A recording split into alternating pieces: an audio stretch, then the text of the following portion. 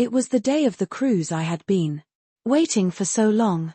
After years of mostly staying home, I was excited at the thought of finally getting a break and having special moments with my son and daughter-in-law. I was ready. Sunscreen on, my favorite floral maxi dress, straw tote in hand. Right then, my phone buzzed. It was a text from my son. "Mom, we've decided you're not coming on the cruise this time. We want to go just family together." In that moment, everything seemed to freeze. My heart pounded. My hands started to shake. The trip I had dreamed of taking with them vanished with a single text. Before I go on, if you're watching on the channel, remember to follow and tell me where you're watching from. We're so happy to know where the story resonates. I remember exactly the day everything fell apart. I stood in the living room, suitcase by the door, heart racing with excitement. This would be my first trip in years, a cruise I had helped pay for, as I always did whenever it involved my son Andrew and his wife, Lauren. The phone buzzed again in my pocket. A text from Andrew. "Mom, plans changed. You're not coming with us. Lauren wants just real family." I read it over and over. Real family. As if I, the one who gave birth to him and raised him alone for 34 years, didn't qualify as family. Worse than the indifference and abandonment was the fact that just a few hours earlier, I had finished paying the last mortgage installment on their house with my name still on the title. I sat down on the sofa, still holding the phone, trying not to cry. This wasn't the first time my son had pushed me out. Since Andrew met Lauren, I'd been edged farther and farther away. First, Sunday dinners became less frequent. Then came the criticisms. I talked too loudly. My opinions were outdated. Next were invitations to important occasions that never arrived. My granddaughter's baby shower, their anniversary party. Even so, I kept helping. When the kitchen renovation fell short, I made up the difference. When the car broke down, I loaned mine.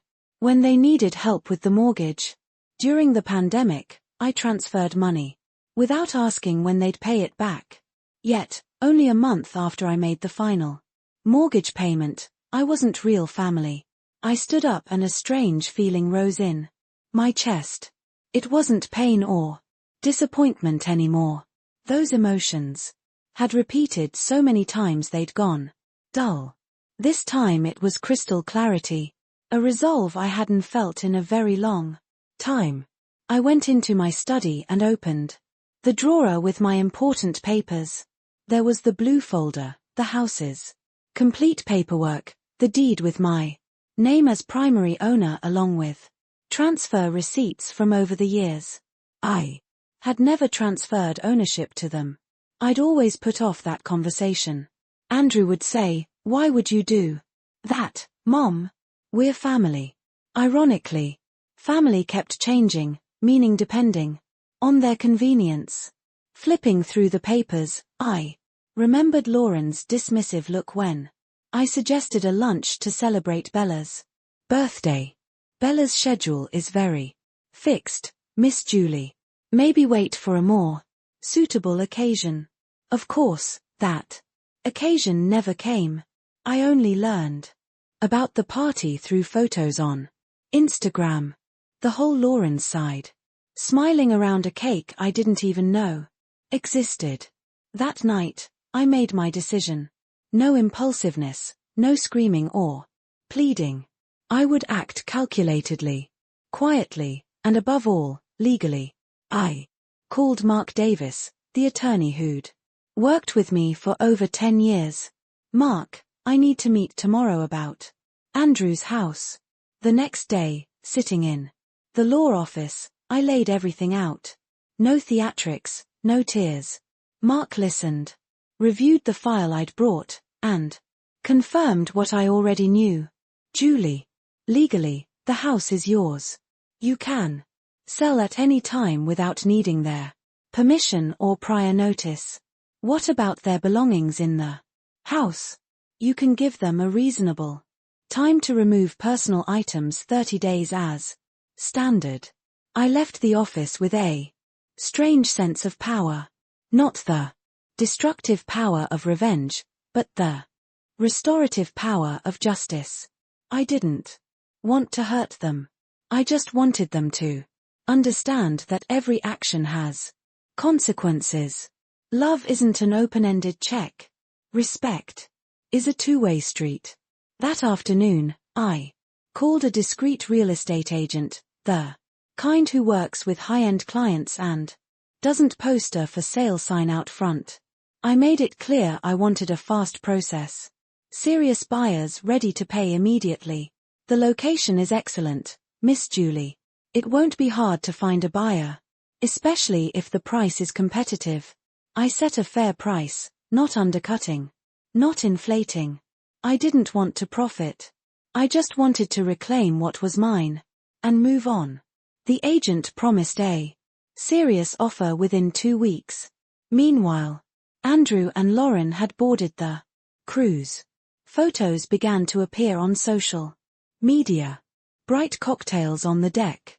Elegant dinners, perfect smiles for the camera, and I discovered they were using my credit card because it was still linked to the reservation. Spa treatments, exclusive tours. Everything charged to my account.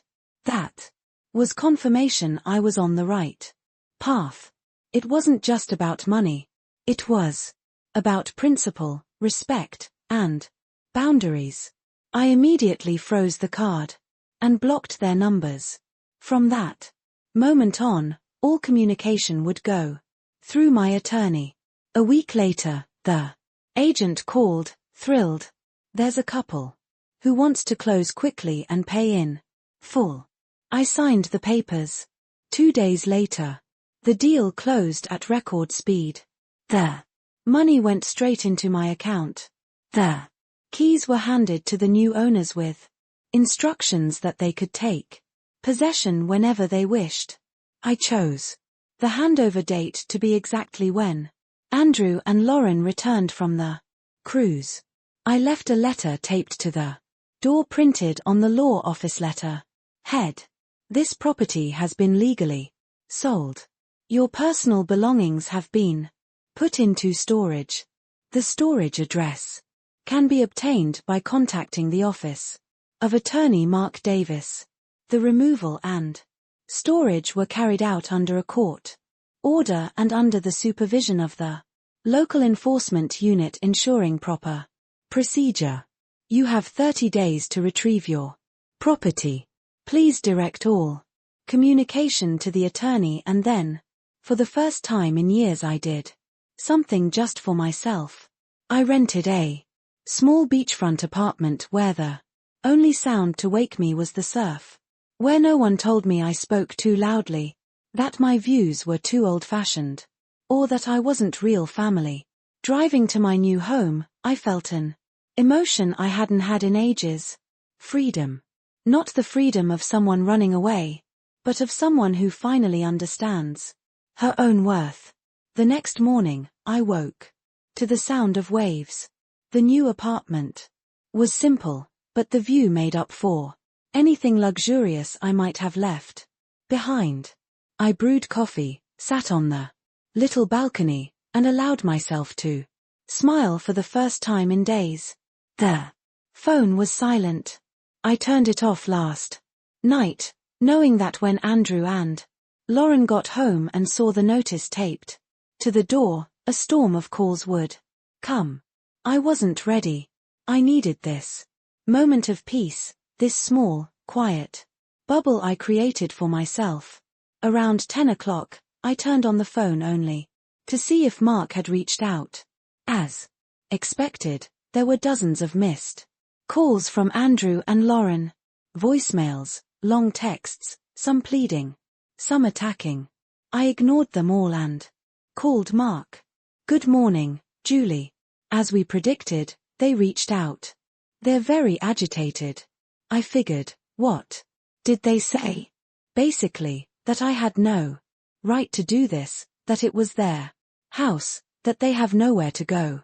Andrew also said they had paid many installments over the years. A flicker of hours, guilt passed through me, and I pushed it aside. It was true, they had paid a few installments at times, but I covered the vast majority. The property taxes for the last 3 years had come entirely from my account. What did you reply, Mark? Exactly as agreed. Title is in your name. The transaction was lawful. They have 30 days to retrieve belongings from storage. I also made clear you don't want direct contact. All communication goes through my office. Thank you, Mark. Can they sue me? They can try, but there's no basis. No transfer paperwork ever existed. You never signed any commitment to transfer. Legally, you're protected. I hung up and returned to the balcony with my tea. I didn't feel gleeful about any of this. Just that odd sensation of fairness being restored. For years, I'd been the one they turned to when they needed money, but never when they wanted company. Good enough to co-sign, but not good enough to attend my own grandchild's baby shower.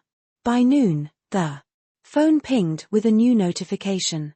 Lauren had posted an Instagram story.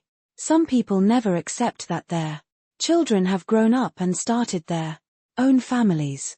Some mothers-in-law are toxic and controlling, even while pretending to help. Beware of gifts with invisible strings. I chuckled to myself, classic casting. Herself as the victim in every story. I didn't respond, neither publicly nor privately. Silence would be my only answer from now on. That afternoon, my sister Cecilia called. I wasn't surprised when she launched into the speech I'd already predicted. Julie, are you out of your mind? Andrew called me. In tears. How could you sell their house? The house isn't theirs, Cecilia. It's mine.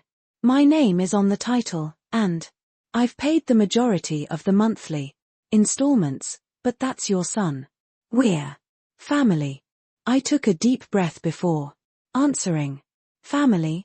That word has been used to pressure me for years. When money's needed, we're family.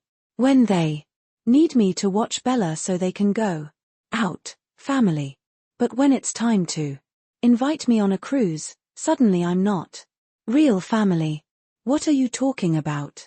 I told her about the last-minute text cutting me from the trip and about discovering they were still using my credit card to splurge on the ship and you sold the house. Wasn't that a bit much? Do you know what too much is? Cecilia. It's me paying the mortgage on that house for 5 years and then a month after I make the final payment, they text me that I'm not real family. That's what's too much. All I did was exercise my legal right over property that belongs to me. Cecilia was silent for a few seconds. She's always been gentle, believing family should forgive everything, but she wasn't in my place. She didn't live through years of tiny rejections, cutting remarks disguised as jokes and being remembered only when it was convenient. So, where are they going to live? She asked. They're adults, Cecilia. They have jobs, some savings. They'll find a place to rent, like any other couple. And maybe, just maybe, they'll learn that treating people like disposable objects has consequences. After I hung up, that little stab of guilt returned. Andrew was my son after all. I still loved him despite everything. But sometimes love needs clear boundaries so it doesn't turn into abuse. Sometimes we have to make people understand we won't be used indefinitely. Late in the afternoon, I received an email from Mark Davis. Andrew had requested a meeting to discuss the situation. I agreed with conditions. Only Andrew, not Lauren, and at the attorney's office, not in a private place where they could try to manipulate my emotions. The meeting was set for 10 a.m. the next day. All evening, I braced myself, quietly, replaying every moment I'd felt excluded, disrespected, used not to feed resentment, but to steel my resolve, to remind myself why I had taken such a decisive step. The next morning, I dressed carefully, a light blue blouse that always gave me confidence, a touch of soft lipstick, my hair in a low bun.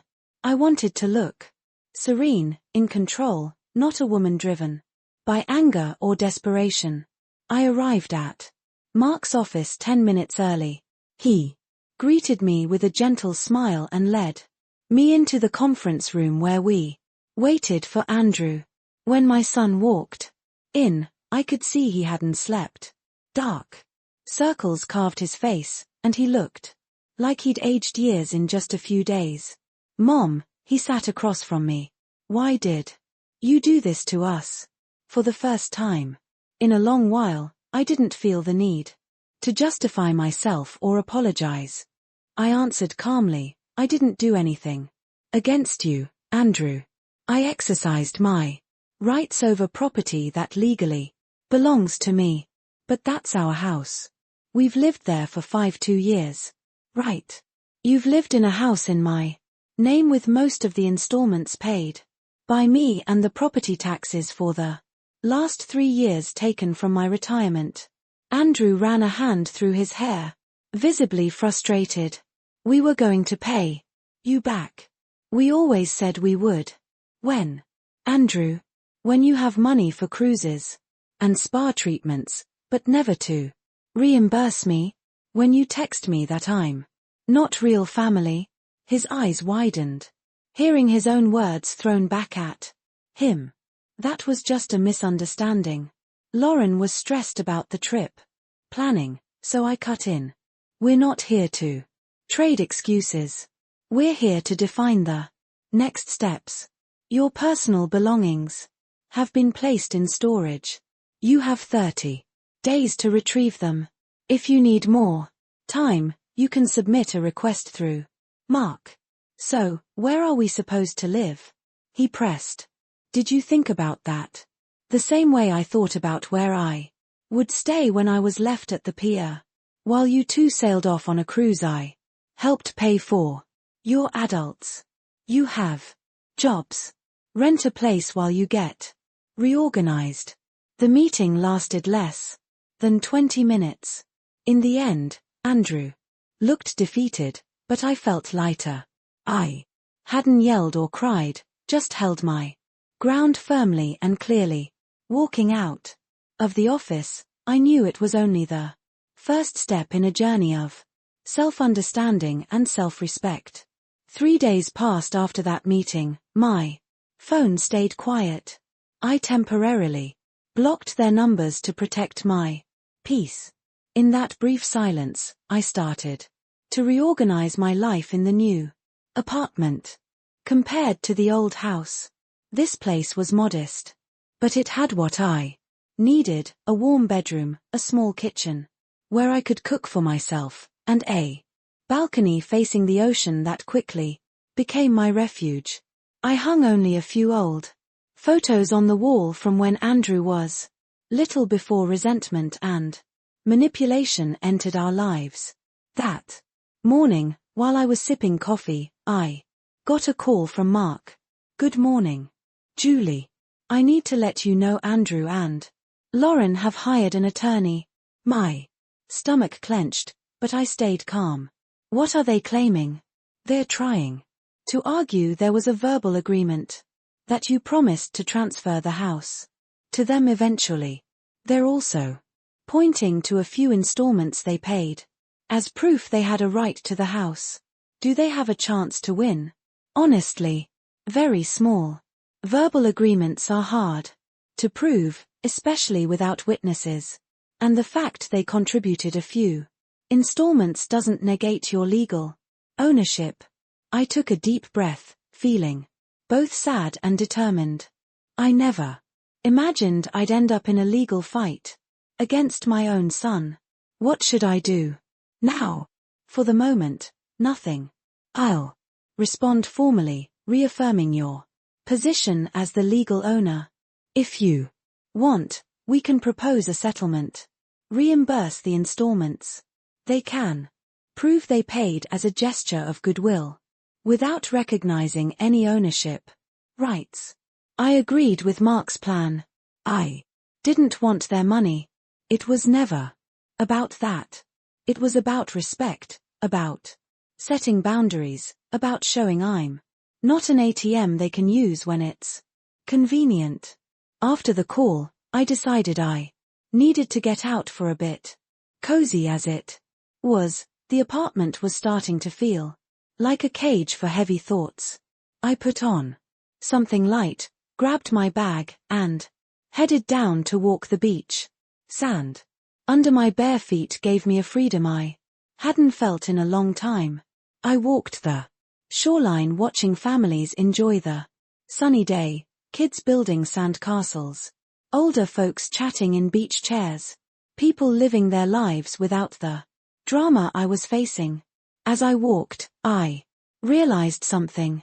For years, I had defined my existence around Andrew and his family.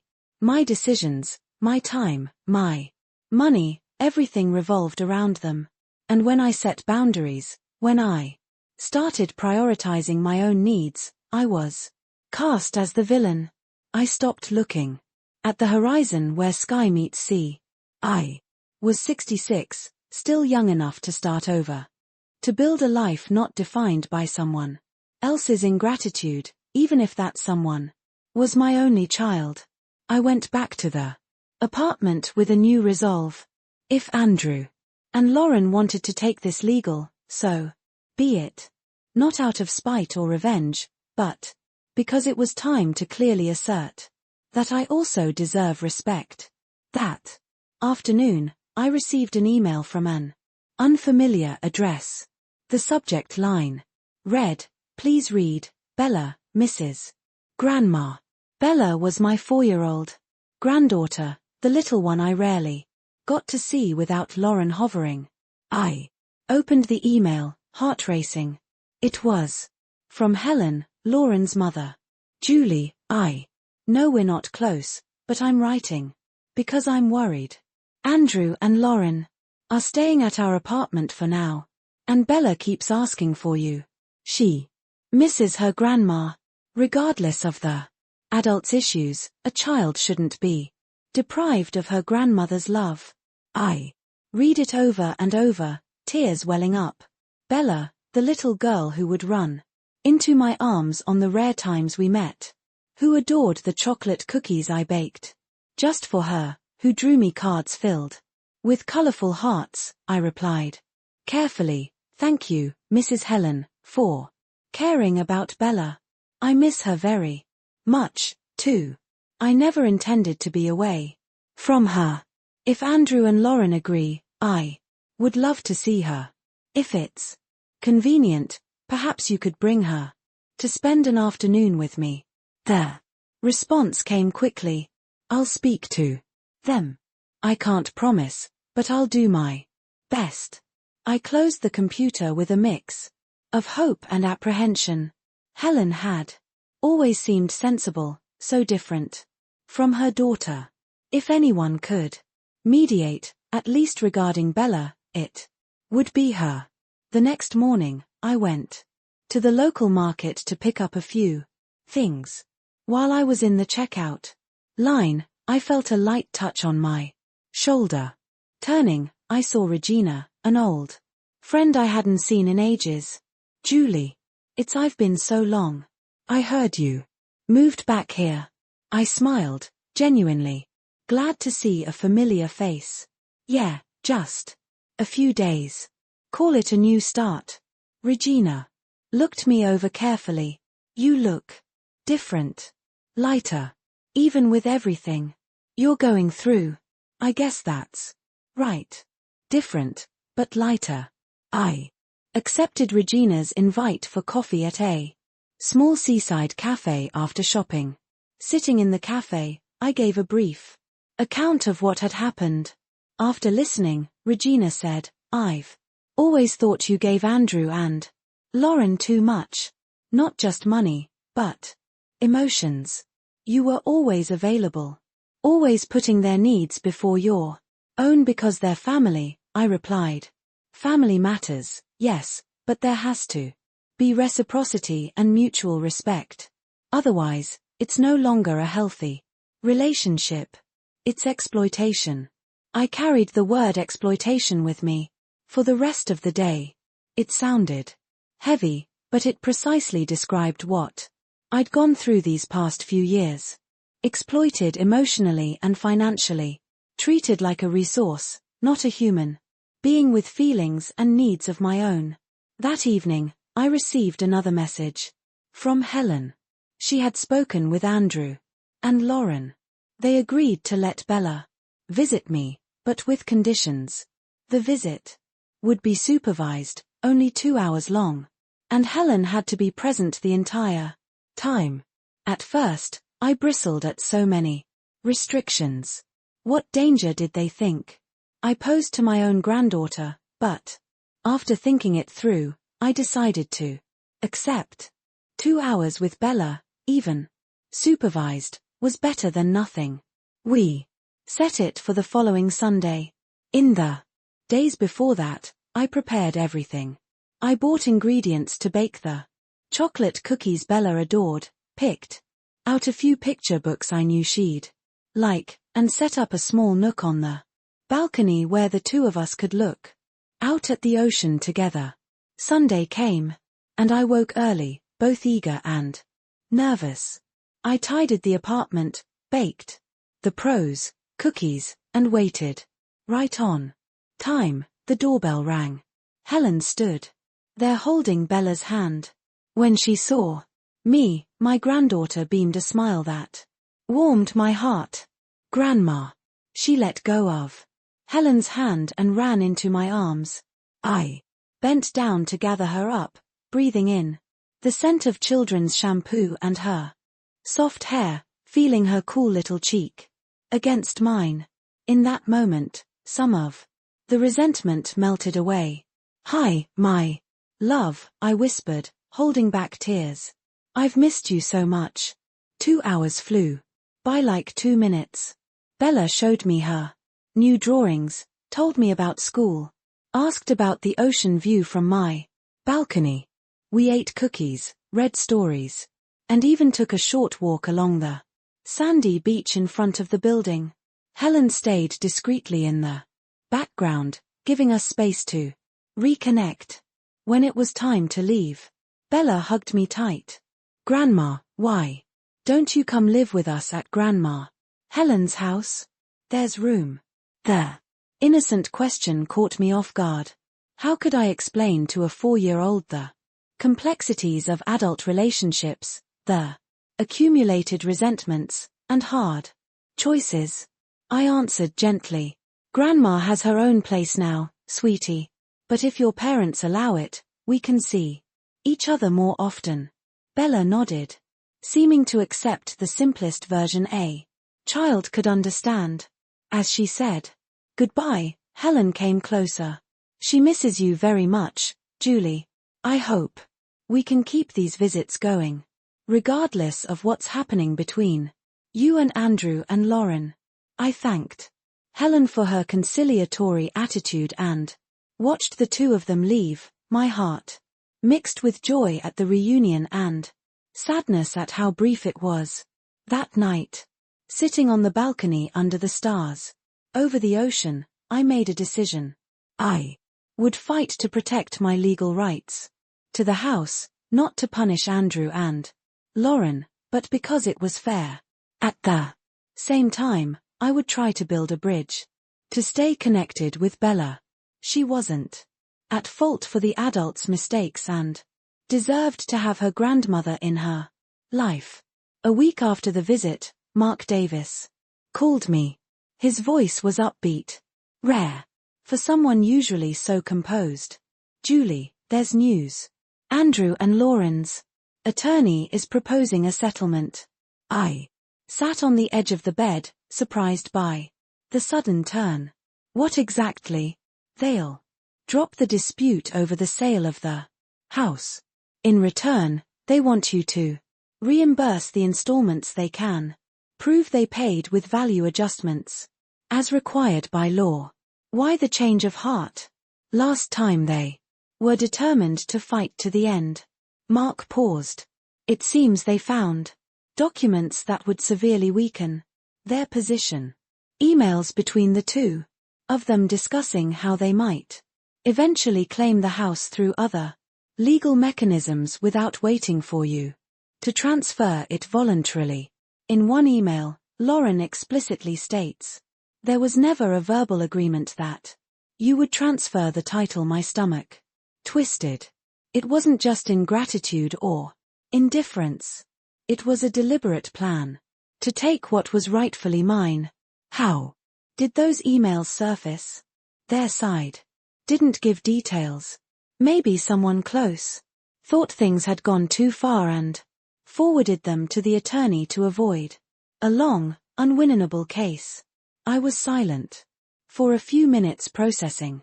Part of me wanted to reject the offer and take the case all the way to expose the manipulation, but another part, perhaps the wiser one, knew accepting a settlement would end this painful chapter faster and with less strain.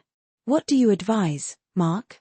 Legally, you can decline and still win, especially with new evidence. But the price would be months of litigation, emotional and financial costs, and further erosion of your relationship with Andrew. I looked out at the ocean. The tide was receding, leaving a sheen on the wet sand. How much have they paid in total? According to the proof, they submitted about 30% of the home's value over the past 2 years. I did a quick calculation. It wasn't small, but it didn't come close to what I had put in over the years. Besides, the sale proceeds would let me stand on my own and move forward. I'll accept the settlement. Mark, I want to close this chapter. Are you sure? You don't have to decide right now. I'm sure. Reimburse the installments. They can prove adjusted fairly under the law. I don't want to owe them anything, and I don't want them saying I kept something that wasn't mine. After I hung up, I sat on the balcony for a long time staring at the horizon. This wasn't about money or property anymore. It was about dignity. I wanted to look in the mirror and not see someone who had lowered herself to the level of those who had hurt her. That evening, I got a text from Helen. Bella wants to know if she can visit Grandma this Sunday. Is that okay? I replied immediately. Of course. That small message brought my first smile of the day, even as my relationship with Andrew and Lauren cooled into a sterile legal file. At least my bond with my granddaughter remained intact. In the days that followed, I started planning my future. With the legal issue nearing resolution, I considered my options. The house sale proceeds even after reimbursing Andrew, and Lauren's portion would still give me comfort. I could keep renting my ocean view apartment or buy a small place of my own. I could travel, take short courses, and pursue hobbies I'd set aside for others' needs. By Friday, Mark emailed confirmation the settlement was signed. Funds would be transferred to Andrew and Lauren the following week. In return, they signed a document acknowledging the legality of the sale and agreeing not to contest it further. Case closed, Mark wrote. Congratulations on choosing the prudent path. On Sunday, Helen brought Bella as promised. This Time she didn't impose a 2-hour limit or monitor every moment. Helen simply said, "I'll come back late afternoon. Len doesn't know I'm leaving Bella alone with you," she whispered before leaving. "But I find it absurd to try to separate her from her grandma. I'll be back at 5. Bella and I had a wonderful day. A picnic on the sand, collecting shells, building castles, and watching the tide wash them away." She talked about school and friends and how she missed the big house they used to live in. "Now we live at Grandma Helen's place. It's kind of cramped and Mom gets mad a lot," Bella said with the blunt honesty of a child. "What about your dad?" "Dad's really quiet. Sometimes he goes into the bedroom and closes the door. I think he cries, but Mom says men don't cry." Hearing that, I felt myself sink. No matter how hurt I was, Andrew was still my son. Imagining him suffering in silence pricked my heart. When Helen came back, I asked if we could talk for a few minutes. We sat on the balcony while Bella finished gathering shells to take home. "How are they really, Helen?" Helen sighed. "Not well. Money is tight. Lauren lost her job 2 months ago. She hid it from everyone, including you. They were planning to use the house as collateral for a loan to get through this rough patch. When they found out the house had been sold, everything collapsed. Andrew didn't tell you Lauren forbade him from asking for your help. She said they needed to be independent, that relying on you was humiliating. It was Lauren who insisted you not go on the cruise." Andrew hesitated, but she convinced him it would be a crucial time for them as a couple to strengthen their marriage amid all the difficulties. That information helped me understand more, though it didn't erase the past. Hardship could explain part of it, but it didn't justify years of treating me like an ATM instead of family. "I'm telling you so. You have the whole picture before deciding how to move forward," Helen said. "Not to make you soften or change your mind. Given how you were treated, what you did was fair." After they left, I lay awake thinking. The anger and bitterness no longer stood alone. They blended with a cautious empathy for the situation. The next morning, I called Mark. "Keep the settlement as is. But I want to add one thing. Besides reimbursing the installments they paid, I want to establish an education fund for Bella." "An education fund?" "Yes. I'll set aside a portion of the house sale money in an account to be used only when Bella turns 18 exclusively for her education. I don't want Andrew or Lauren touching it before then." "All right, Julie. We can structure a fund with those conditions. How much do you want to allocate?" I gave a number equivalent to about 20% of the sale proceeds. Not all of it. I still needed to take care of myself, but enough to ensure Bella could get a solid education regardless of her parents' finances. "I'll draft the paperwork right away," Mark said. "That's a noble gesture." "Julie, it's not noble. It's love." "No matter how hurt I was by Andrew and Lauren, I wouldn't let my granddaughter pay for the adults' wrong choices around her." 3 days later, I went to Mark Davis's office to sign all the documents, the settlement with Andrew and Lauren, the reimbursement of installments they could prove, and the paperwork establishing Bella's education fund. After I signed the last page, I felt a boulder lift from my shoulders. "What now?" I asked Mark. "Now you live your life, Julie. You did the right thing, protected your interests, and still secured your granddaughter's future. The rest is up to them." Walking out of the office, I decided to do Something I hadn't done in a long time. I stopped by a car dealership and bought a small, simple, but new car, something just for me, giving me the freedom to come and go, explore my new surroundings, without relying on anyone. While doing the paperwork, the salesperson asked, "Is this a gift for someone in the family?" I smiled, remembering all the times I'd put others' needs before my own. "No, it's a gift to myself. It's time I came first." The new car brought back a feeling of freedom I'd forgotten. In the following weeks, I drove up and down the American coastline, discovering quiet stretches of sand, humble but delicious seafood shacks and local markets with fresh fruit and just caught fish. I was relearning the joy of living at my own pace. No need to ask permission. No need to fit anyone else's schedule. Bella's Sunday visits became a fixture. Helen brought her regularly, sometimes staying for coffee, sometimes leaving her with me for the whole afternoon.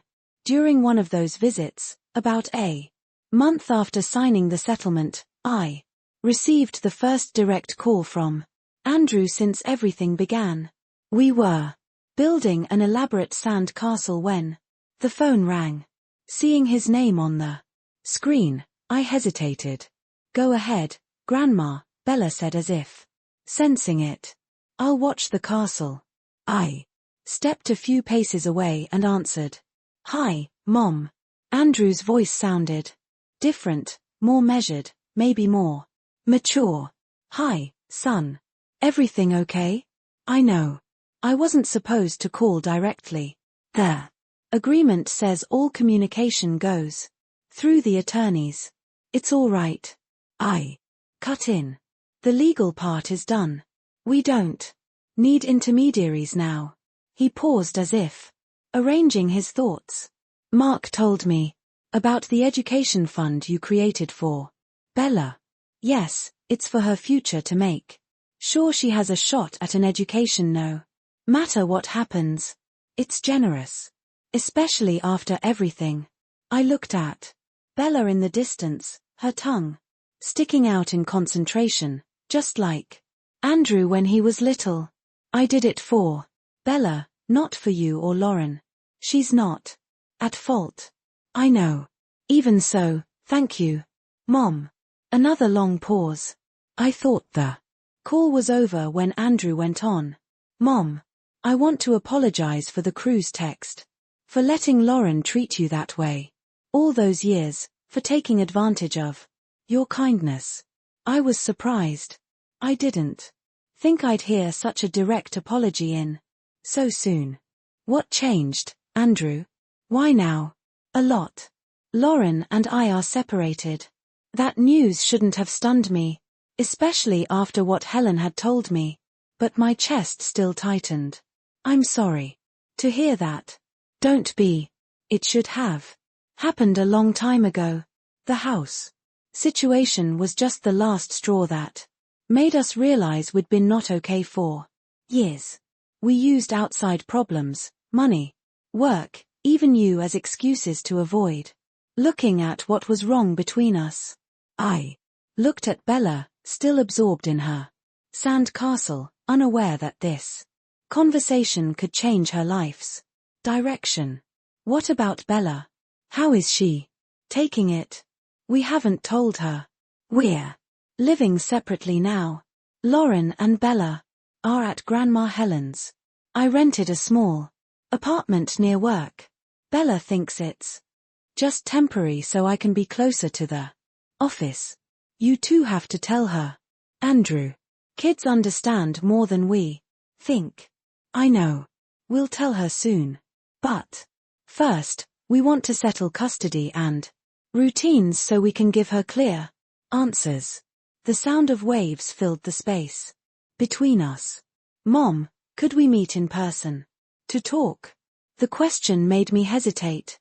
Part of me wanted to keep my distance to protect myself from new wounds. Another part recognized that this call was an effort and a rare vulnerability from my son. "Okay, Next week. Great. Thank you. Mom. We set it for Wednesday of the next week at a seaside cafe near my apartment.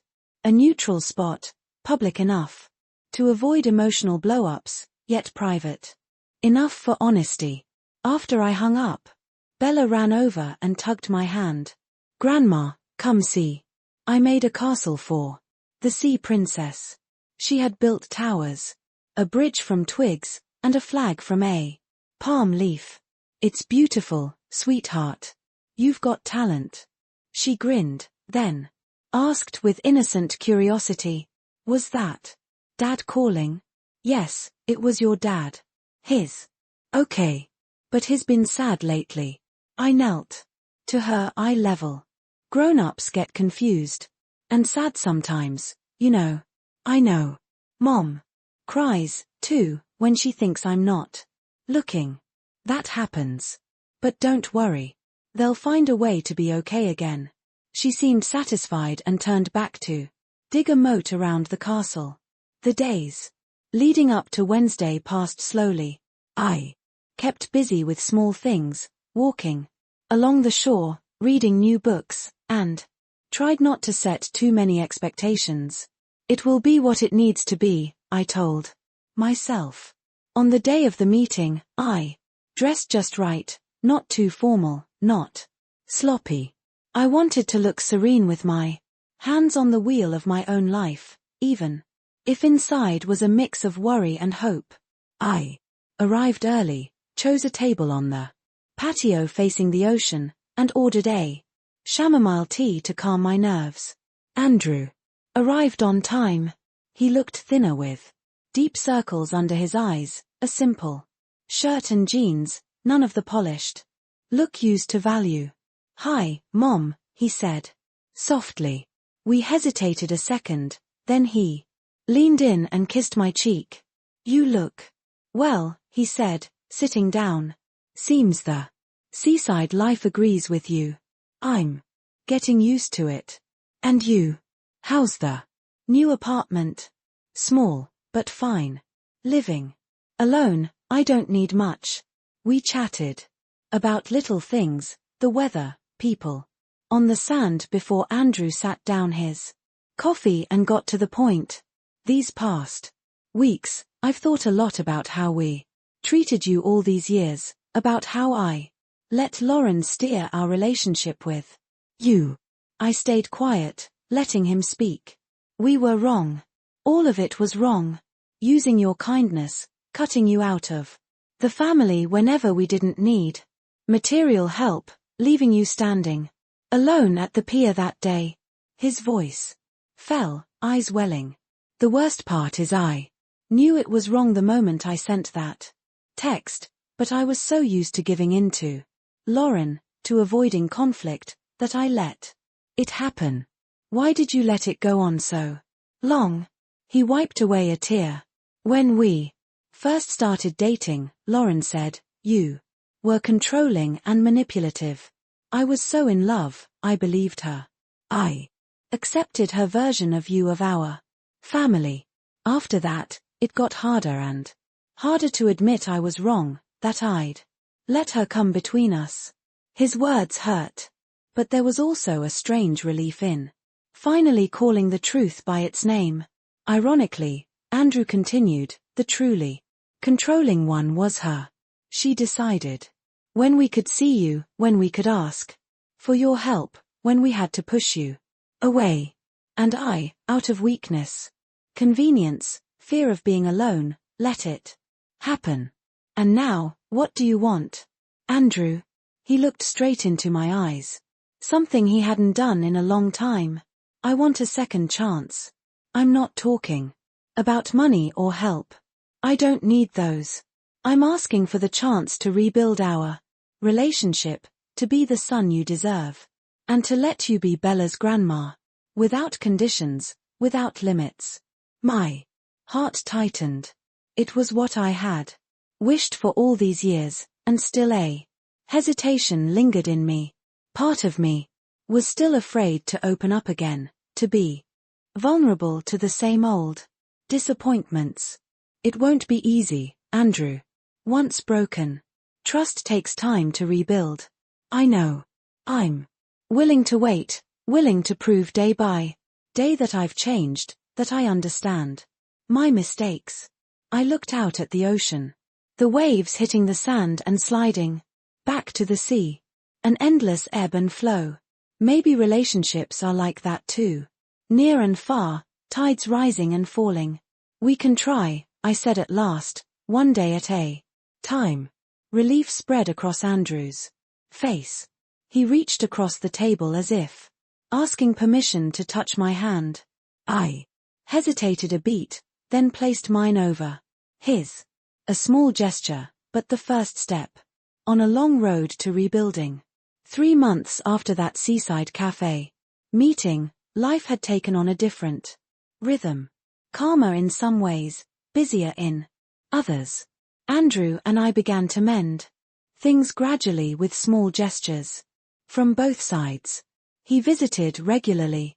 Sometimes bringing Bella, sometimes coming alone. We spoke about the past. With an honesty we'd never had before. How he felt abandoned after his father died. How I buried myself in work to fill the gap. And how Lauren cleverly exploited the cracks between us. Their separation became official with shared custody of Bella. On the days Bella was with Andrew, the two of them often came by. We established a new routine. Saturday breakfasts on my balcony, beach walks, board games on bad weather nights. Lauren kept her distance each drop off. She let Bella walk to my door alone. Helen still played bridge when needed, but less and less often. One Sunday afternoon, while Andrew and I were making lunch, and Bella was watching cartoons in the living room, he said something that made me tense. Mom, Lauren is asking for a bigger share of the education fund you set up for Bella. I stopped chopping, looked up. What do you mean?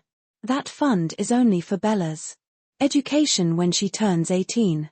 Neither of you is allowed to touch it before then. Andrew sighed, looking uncomfortable. I know. I've explained it to her many times, but she says as the mother, she has the right to decide how the money should be used. She wants to withdraw part of it early to put Bella in an international private school next year.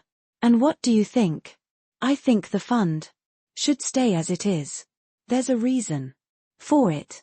For now, Bella is doing well in public school. The fund will guarantee college for her. I went back to slicing vegetables, thinking as I worked, it wasn't surprising that Lauren wanted to get her hands on the money. What surprised me was Andrew's firmness in refusing. Has she talked to a lawyer? She says she's exploring options, but it'll be tough. The fund was drafted very tightly. Mark did a great job. I nodded, grateful for the caution we took in setting it up. And you? How do you feel about all this? Andrew looked out the kitchen window. The original terms. Funds can only be used when Bella turns 18. After hanging up, I called Andrew. He already knew. Lauren had told him before filing, Mom, I'm sorry. I tried to stop her, but she was determined. It's not your fault. It is in part. If only I'd set boundaries from the start. His self-reflection surprised me in a good way. Andrew couldn't have said that a few months ago. Let the past go. What matters now is Bella's future.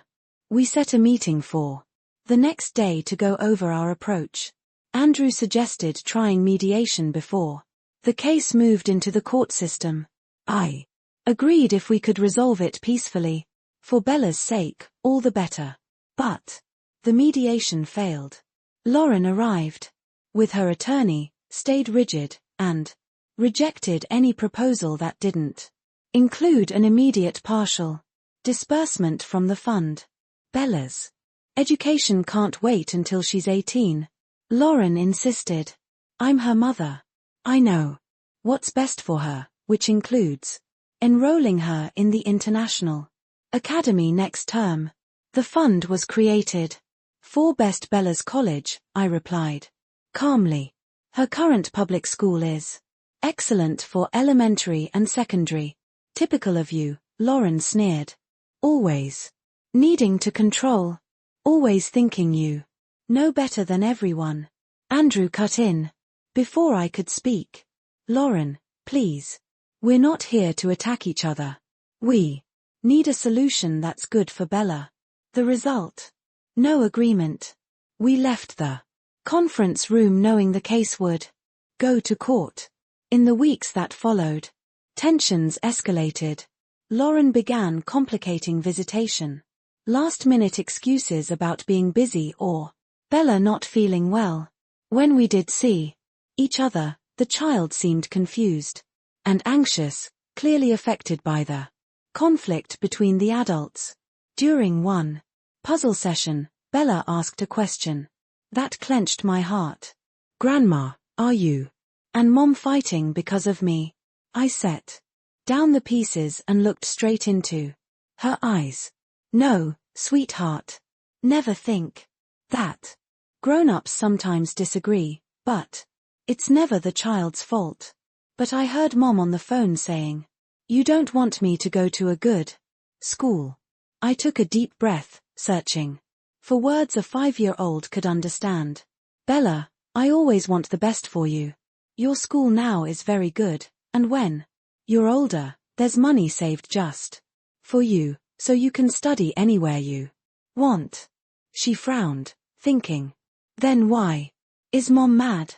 Sometimes adults differ on timing and how to do good things, but that doesn't mean they love you any less. She nodded and went back to the puzzle while the conversation weighed on me the rest of the day. That night, I called Andrew and told him what happened. He sighed. Lauren talks about the lawsuit in front of her. I've begged her not to protect Bella from adult matters, but she can't separate things. That can't continue. Bella is getting hurt. I know. Tomorrow, I'll ask my attorney about requesting a court order prohibiting discussion of the case in Bella's presence. In the following days, I did something I didn't expect. I called Helen, Lauren's mother. Helen, we need to talk about Bella. I was waiting for your call. Julie. She answered, weary. I know. Lauren is going too far. Bella just asked if the adults are fighting because of her. She's confused and anxious. This has to stop. Helen sighed. I'll speak to her again. I keep trying to make Lauren see she's hurting her own child, but lately she's become tougher, more bitter. The separation hit her hard, not just emotionally, but in terms of status. She got used to a lifestyle she can't maintain now. Whatever the case, we can't use Bella as a hostage. I completely agree. Let me try again. After I hung up, I felt strangely relieved to have Helen as an ally. Even as Lauren's mother, she could see past family bias and put Bella's welfare first. 2 days later, Mark called. Julie, there's news. Lauren is proposing a settlement. What's the condition? She'll withdraw the lawsuit over the fund if you agree to help with tuition for Bella to attend a good private school in the city, not the international one she demanded at first. This money would be separate, not from the fund. The fund remains intact for college when Bella turns 18. I thought it over. On one hand, this could avoid a drawn-out case reducing harm for everyone, especially Bella. On the other hand, it felt like Lauren was just finding another way to reach my money. 3 months passed since the Seaside Cafe meeting. Life took on a different rhythm, calmer in some ways, busier in others. Andrew and I began reconnecting. with small steps from both sides. He visited me regularly, sometimes bringing Bella, sometimes coming alone. We talked about the past with a frankness we'd never had. How he felt abandoned when his father died. How I buried myself in work to fill that void. And how Lauren skillfully exploited the cracks between us. The separation was formalized with shared custody of Bella. On the days she stayed with Andrew, father and daughter often stopped by. We formed new habits. Saturday breakfasts on the balcony, beach walks, board games when the weather was bad. Lauren kept her distance each handoff. She let Bella walked to my door by herself. Helen still acted as a bridge when truly necessary. Thankfully, less and less. One Sunday at noon, while the two of us were cooking and Bella was watching cartoons in the living room, Andrew said something that made me tense. Mom, Lauren is asking for a bigger share of the education fund you set up for Bella. I set down the knife. What do you mean? That fund is only for Bella when she turns 18. Neither of you can touch it before then. Andrew sighed. I know. I've explained it many times, but she says as the mother, she has the right to decide how the money is used. She wants to withdraw part early to put Bella in an international private school next year. What do you think? Keep it as set. It exists for a reason. For now, the public system is good enough. The fund will guarantee college later. I went back to slicing vegetables thinking as I worked. I wasn't surprised Lauren wanted to reach for that money. What surprised me was Andrew's resolve. Has she consulted an attorney? She says she's exploring options, but it'll be tough. The fund was drafted very tightly. Mark did an excellent job. I nodded, glad for the caution when we created it. And you? How do you feel about all this? Andrew looked out the ocean-facing window, honestly relieved. Separation is hard, especially because of Bella, but it was necessary. Now I see how much I'd lost my voice and myself. Is it hard on Bella? At first. Yes. Lots of questions, lots of insecurity. But we're trying to create stability, even in two homes. And you being present regularly for Bella, that's a huge anchor. I smiled, both relieved and grateful. 2 weeks later, Mark Davis called, his tone serious. Julie, Lauren has filed a lawsuit requesting changes to the education fund terms. I felt my stomach tighten. On what basis? She says that as the mother and guardian, she has the right to decide how educational resources are used. She's requesting that at least 30% be dispersed immediately to pay private school tuition. Our odds pretty good. The fund is a purpose-specific gift with clear conditions, and both Andrew and Lauren signed when it was created. It's very hard for her to overturn now. Next step. For now, we'll file an official response reaffirming the original terms. Funds can only be used when Bella turns 18. I called Andrew right away. He already knew Lauren had told him before filing. Mom, I'm sorry. I tried to stop her, but she was determined. It's not your fault. It's partly on me. I should have set boundaries from the start. His acceptance of responsibility surprised me in a good way. Let the past go. What matters now is Bella's future. We set a meeting for the next day to go over the details. Andrew suggested trying mediation before the case moved into court. I agreed, but the mediation failed. Lauren came with her attorney, was unyielding and rejected any proposal that didn't include an immediate partial disbursement from the fund. Bella's education can't wait until she's 18.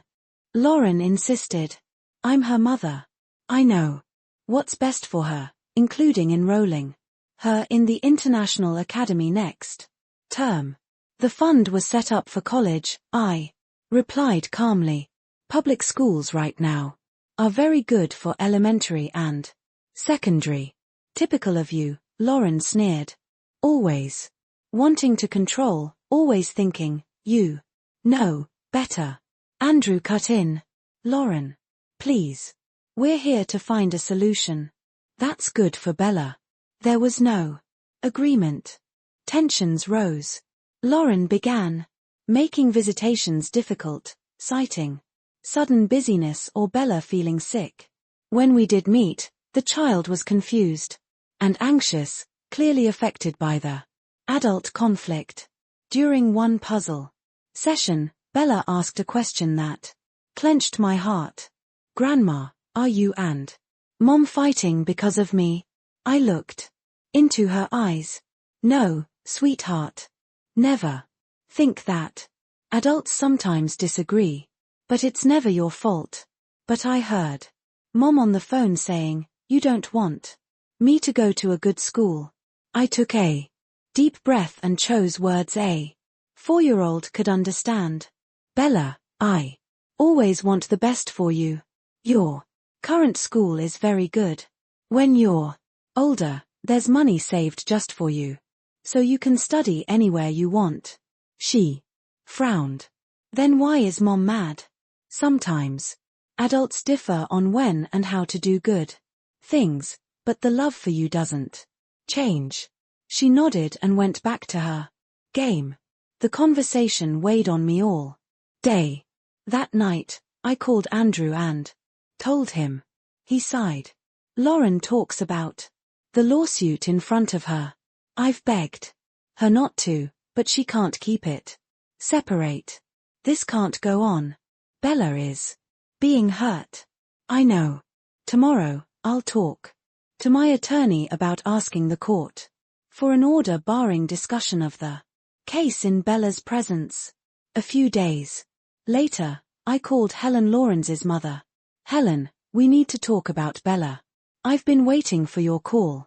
Julie, she said wearily. I know. Lauren is going too far.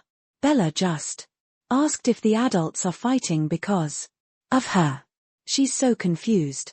I'll speak to her again.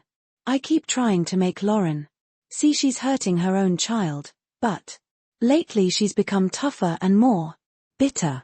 The separation has dragged her down in feelings and in status. She got used to a lifestyle she can't maintain.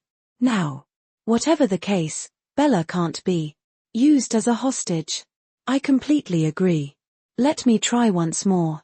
2 days later, Mark called. Julie, there's news. Lauren proposes a settlement. She'll withdraw the lawsuit over the fund if you agree to help pay tuition for Bella to attend a good private school in the city, not an international school. This amount is separate, not from the fund. The fund stays reserved for college when Bella turns 18. Can I think about it until tomorrow and give you an answer? Of course, no rush. After hanging up, I sat on the balcony, watched the ocean, and weighed it. I remembered how many times I'd given in to Andrew and Lauren's financial demands over the years, unintentionally creating a toxic pattern. If I agreed to this new proposal, would I be extending that cycle? But this was Bella's education. The innocent child caught between adult conflict. Should I refuse when I'm able to help? I decided to call Andrew before deciding. What do you think of that proposal? I asked after laying out the terms. Honestly, I think it's Lauren's manipulation. She knows you care about Bella and is using that as leverage. Bella's current public school is excellent. Dedicated teachers, solid facilities. I don't see a need to switch now. You Think the motive is money image? No. Doubt. Lauren's always obsessed with status. Putting our child in a prestigious private school is about image more than real quality. Andrew's words made sense, but I didn't want to decide based on old resentment. I'll visit Bella's school tomorrow. I want to see the environment and meet the teachers before deciding. Great idea. Mom. I'll tell the school. They're very open with families. The next morning, I dressed neatly and drove to the public school where Bella studies. The campus was simple but clean, with a spacious, colorful playground. The academic coordinator, a middle-aged woman with a kind smile, welcomed me in her office. Lovely to meet you, Julie. Bella often talks about her grandma who lives by the sea. We talked for nearly an hour about the school's philosophy, curriculum, and extracurriculars. She took me on a tour. Well-equipped classrooms, a cozy library, a modest but functional science lab, and an art room full of children's work. Passing Bella's class, I saw her through the window, sitting in a reading circle with classmates, animated and confident. She was happy, connected, perfectly adapted. I drove home with a clear mind. I called Mark and reported my decision. I'm declining Lauren's proposal. Bella's current school is excellent. I see no educational reason to switch now. If it goes to court, I'm ready. Mark sounded relieved. That's the right choice. Giving in now would set a precedent for future demands. In the following days, as expected, Lauren ramped up pressure, yelling calls to Andrew, vague posts online, even trying to tighten my visitation schedule. But this time, I didn't yield. I stood firm, believing I was doing what was best for everyone, especially Bella. A month later, the case went to court. Sitting in the courtroom, I looked at Lauren on the other side, well-dressed, carefully made up, projecting the image of a devoted mother. Andrew sat beside me, silent but steadying. The middle-aged judge listened to both sides. Lauren's attorney emphasized the role of mother and primary guardian, the right to decide education. Mark presented the fund's clear terms, both parents' signatures at its creation, and the quality of the very public school Bella attends. After deliberation, the judge ruled, keep the education fund as originally set, usable only when Bella turns 18. Keep the current school choice, and any future changes must be jointly decided by both parents. Leaving the court, I felt both relieved and sad. Relieved to have protected Bella's educational future. Sad that our family needed a legal ruling for something that should have been resolved at home. Andrew squeezed my hand. Thank you for standing firm, Mom. I hope now we can move forward. Focus on what matters most, Bella. That's always been your goal, hasn't it? Even when you sold the house and set up the fund, you were thinking long-term what was best for all of us. His words touched me. For the first time in a long while, I felt my son truly saw me not as a wallet or someone to manipulate, but as a mother who, despite hard decisions, always acted out of love. The next week, on a rainy afternoon, Helen knocked unexpectedly. Umbrella dripping, face heavy. May I come in, Julie? We need to talk. I invited her into the living room and poured hot tea. We sat in silence for a few minutes, just the rain tapping the glass. Lauren is getting ready to move, she said. She found a job in another city nearly 500 m from here and wants to take Bella. The news landed like a bomb. Can she do that after the joint custody ruling? Legally, It's difficult. She'd need Andrew's consent or a new court decision, but I came because I think you should know. Lauren is determined one way or another. You think she'd do something reckless? Helen looked down. I can't say for sure, but I know my daughter, especially when she's cornered. I didn't need her to finish. The implication was clear. Lauren might take Bella without permission. Have you told Andrew yet? I'm seeing him after this. I thought you should know, too. So, everyone stays alert.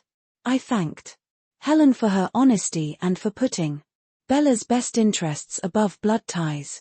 After she left, I called Mark right away for guidance. The next days were a tense preparation. Andrew filed for a temporary restraining order, barring Lauren from taking Bella out of the city.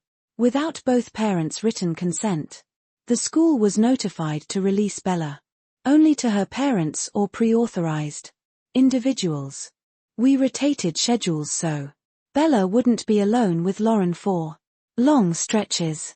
Amid the tension, we still tried to keep Bella's routine normal. Sunday visits with Grandma, building sand castles, collecting shells. But a cloud hung over us, the fear that at any moment the child could be torn from us by her mother's bitterness. 2 months passed since Lauren's failed attempt. The legal measures worked. The court approved the order, preventing removal from the city, without mutual consent. Realizing she couldn't carry out the plan, Lauren declined the out-of-town job. The air remained tense. Lauren grew more bitter and difficult in everyday decision about Bella, which uniform, which extracurriculars, even how to cut her hair. Everything became an argument. Andrew, on the other hand, grew steadier by the day, no longer intimidated by Lauren's emotional blow-ups. No longer manipulable, he set clear boundaries and kept them, always putting Bella's well-being first. As for me, I found a new balance. The beachfront apartment became a real home, not just a temporary refuge. I tended to every corner, planted flowers on the balcony, and hung photos not only of the past, but of new memories, too. Bella had a space of her own, a small room, with a bed, toys, and books for the weekends she spent with Grandma. On a quiet morning, while I was making coffee in the kitchen, I got an urgent call from Helen. Julie, something's happened. Lauren has disappeared with Bella. My heart jumped. What do you mean? Disappeared? This morning, she was supposed to take Bella to school, but never showed up. Her phone is off. She's not at home and not at work either. I've told Andrew he's heading to the police station to file a report. My hands shook. As I hung up, I grabbed my bag and car keys and drove straight to the station, where I knew Andrew would be. On the way, 1,000 worst-case scenarios flashed through my mind. When I arrived, Andrew was giving a statement to the desk officer, his face pale, tense, the circles under his eyes stark. We've activated an Amber Alert, the officer said. Neighboring states, airports, bus stations, and train stations have all been notified. The court order barring removal of the child from the city without both parents' signatures has also been entered into the system. What do we do now? Andrew asked, his voice tight. Go home and wait to be contacted. Keep your phone with you at all times. Meanwhile, try to think of where she might have taken the child. Relatives, friends, past vacation spots. Any lead could be valuable. Leaving the station, we carried the kind of helplessness only those who've been there can understand. Andrew decided to come to my apartment instead of going back to his place. He didn't want to be alone, and I wanted him nearby during this suffocating stretch of time. We sat in my living room trying to list places Lauren might have taken Bella. Lauren's family was just Helen and an elderly uncle who lived in the countryside. Close friends were few and most were mutual friends with Andrew, unlikely to help with something as serious as a suspected child abduction. Wait. Andrew sprang up. Her college boyfriend, what was his name? Richard. Richard Miller. They stayed in touch. Even after the wedding. He moved to the Florida Keys a few years ago. You think she'll try to take Bella across the border? I'm not sure, but it's possible. I told Andrew to call the police with the lead right away. While Andrew was on the phone, I got a text from Helen. I found something in Lauren's room. You two come immediately. We drove straight to Helen's apartment where Lauren and Bella had been staying since the separation. Helen met us at the door, exhausted. She handed Andrew an envelope.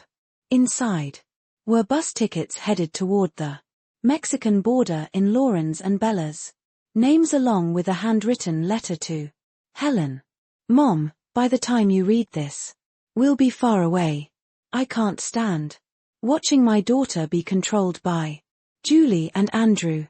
I can't let her grow up believing money and power matter more than love and family. I'm taking her somewhere we can start over without interference. Please don't try to find us. This isn't goodbye, just a temporary parting.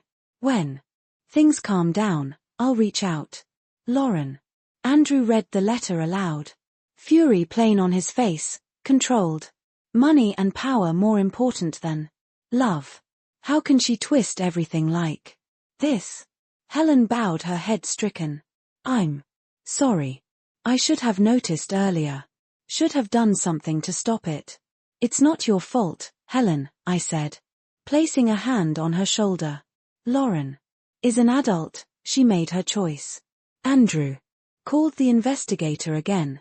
He reported the bus tickets, the likely route toward the border, and the name of the acquaintance who might shelter them. The next hours were taut as a wire. Phones placed within reach, hearts lurching at every notification, yet no news. Helen made coffee, then tea, then put together a light meal. No one could swallow a bite. Night fell. The three of us still sat in the living room, exhausted, but unable to sleep. Near midnight, Andrew's phone rang. It was the police station. Mr. Andrew, we have news about your daughter. She's been found at a motel near the Mexican border with her mother. Both are physically safe. Local police are holding them until the legal matters are sorted. Andrew collapsed into a chair, tears of relief spilling over. Thank God. When can I see her? How do I bring her home? A family court officer will contact you tomorrow morning to guide you through the next every teen steps. For now, your daughter is safe and that's what matters. After he hung up, Andrew hugged me. Then Helen, the odd trio of a son, his mother, and his ex-mother-in-law, bound by love for a little girl who had suddenly become the eye of a family. Storm. What happens now? Helen asked, her voice breaking. Lauren will likely face legal consequences for attempting to take Bella out of the country without permission. Andrew answered, what are we waiting for? I don't know. Everything has changed now. The following days were a blur of legal procedures. Andrew traveled to the border area to pick up Bella, accompanied by a family court officer. Lauren was temporarily detained for questioning, then released on the condition that she could not have unsupervised contact with Bella until the case was resolved. 3 days later, I saw my granddaughter again. She looked confused, shaken, but physically fine. As soon as she saw me, Bella hugged me hard, burying her face and my neck like when she was little. Grandma, Mom said, we were going to live in another country, just the two of us. But I didn't want to go without saying goodbye to you and Dad.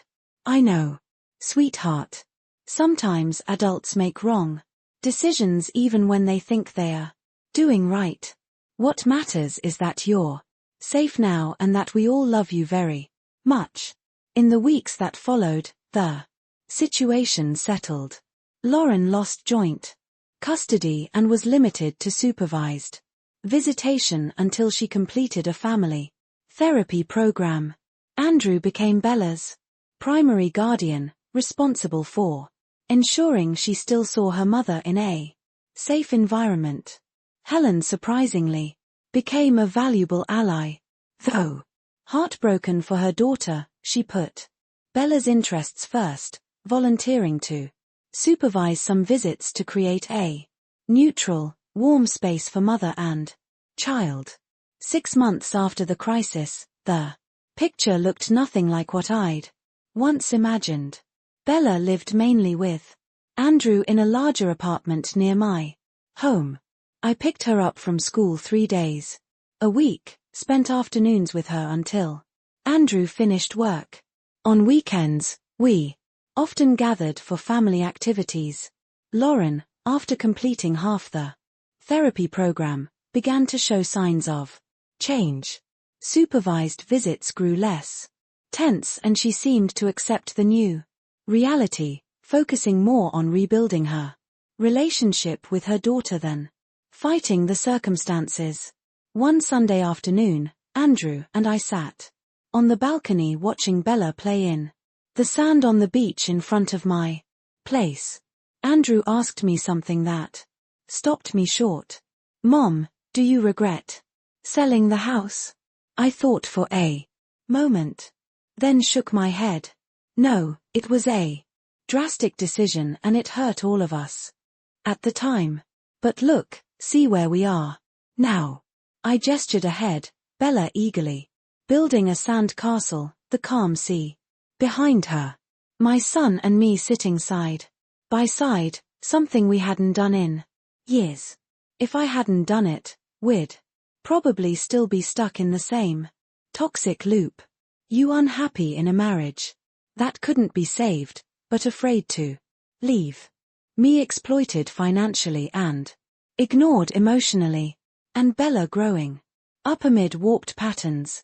Andrew nodded slowly. I think you're right. It was a painful wake-up call, but a necessary one for all of us, including Lauren, I added. She's had to face her own issues, something that probably never would have happened if we had kept the old dynamic. Andrew looked at me. What I respect most is that no matter what, you never used Bella as a weapon, never tried to cut her off from her mother, never spoke ill of Lauren in front of her. You always prioritized their mother-daughter bond, even when Lauren tried to take Bella away. Bella deserves to have both a mother and a grandmother in her life. This isn't a win-lose game when a child's well-being is on the line. Bella ran over, hair salty wet, face glowing. Grandma, Dad, come see my castle. I made a special spot for each of us, even for Mom when she can come to the beach with us. We stood and followed her to the water's edge. A detailed sand castle rose there, decorated with colorful shells and tiny flags made of twigs and palm leaves. Bella pointed to each section, explaining who lived wherein. Her imagination. Looking at that scene, my granddaughter, proud of her creation, my son beside me, the blue sea stretching to the horizon. I understood that, however painful the journey, we'd arrived exactly where we needed to be. Not a perfect family, not an ideal situation. There were still scars, sad memories, and many challenges ahead. But there was also love, respect, healthy boundaries, and the understanding that real relationships aren't built on exploitation, but on reciprocity and genuine care. The house I once sold was only a physical structure, walls, and a roof. I realized home isn't a place, but the people we choose to walk with, that tend it are all Senpi relationships built on respect. The peace that comes when we honor ourselves as much as we honor others. As the sunset painted the sky and sea orange, Bella took my hand on one side, and Andrew's on the other. Today is the best day ever, she declared with the wholehearted certainty only a child has. And in that moment, I couldn't agree more. After the storm, we found not only calm but clarity. After the hurt, we rediscovered not only joy but wisdom. And after all those years of always putting others first, I finally learned the most important lesson. To truly love someone, you have to respect yourself first. If you like this story, please subscribe and tell me in the comments which detail left you most stunned. Oh, and become a member to see the exclusive videos I don't post publicly. I'll see you there. As we close Julie's story, I'm reminded that home isn't bricks or shingles. It's the people we choose to keep and the boundaries we set so love can be safe. Julie didn't win or lose against anyone. She chose self-respect, so she could love her son, her granddaughter, and herself the right way. Andrew learned to take responsibility and grow up. Bella found a peaceful embrace to grow within. And Lauren, even by a winding road, had to face her own cracks. Family ties last only when paired with respect and boundaries. Forgiveness with a backbone and love with principles. That's what this story brought back to me today. What about you? In your family, what boundaries keep love from getting hurt? If you were in Julie's place, what would you do to protect a child while staying compassionate with the adults? Share your perspective in the comments. Maybe your story will be a light for someone who feels lost. If this journey spoke to you and you want to keep listening, reflecting, and learning together through the next stories, I'd love for you to stay with the channel so each week we can have another warm, gentle, and thoughtful conversation. See you in the next